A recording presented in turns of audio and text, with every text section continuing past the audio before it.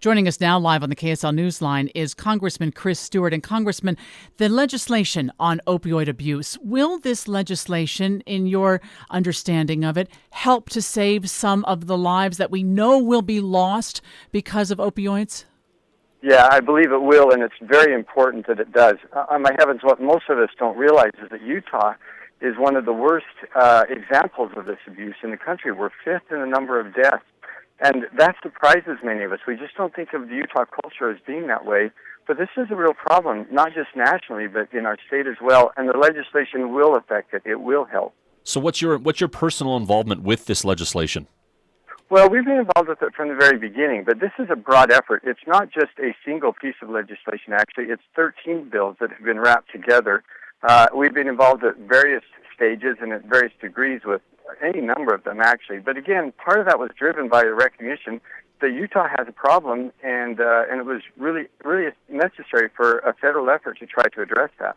Does the legislation direct doctors to write the prescriptions less, or does it help people who are already addicted to get off of the pain medication, or at what point in the process does it try to help? It really does it all along the way. One of the things we're concentrating on is the overprescription of opioids. And some of the people that I've met with, for example, they're not your typical, the idea that you've had of the mind of a drug abuser. I mean, there are young mothers who became addicted after the birth of their children. Many of them are athletes who became addicted after an injury. And again, these are people who are struggling to keep their lives together. They made perhaps a decision along the way that made that difficult, but they're not, the homeless people out on the street like you would typically think of. The overprescription is one of the elements. Another important part of this, though, is the ability for local communities to treat these addicts in a different way, because the problem we have in Salt Lake may be different than the problem we have in Tennessee, which may be different than the problem in New York City. Interesting. Congressman, I've got to ask you about the elephant in the room right now, at least the elephant on Capitol Hill today.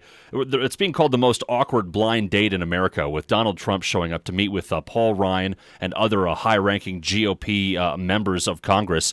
What's the feeling right now among some of your colleagues there on Capitol Hill regarding the presumptive GOP nominee? Well, I think there's a bit of resignation. I mean, I was Marco Rubio's campaign co-chairman there in Utah.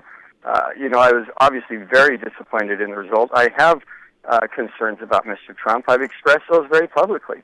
But I have even more concerns about Hillary Clinton. And what it comes down to for me is I think we could survive a Trump or a Hillary Clinton presidency, but the next president will appoint 3 and maybe 4 Supreme Court judges.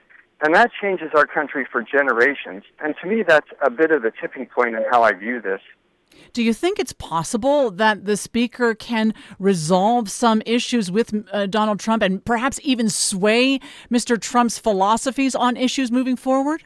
Well, we certainly hope so. I actually spoke with Paul yesterday about this, and I encouraged him to try to do that. But I'm certainly not the only person who's asked him.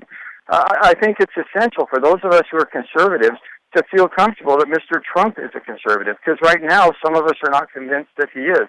I think Paul will have an opportunity to have that conversation, and hopefully we get some progress in moving him a little bit in our way.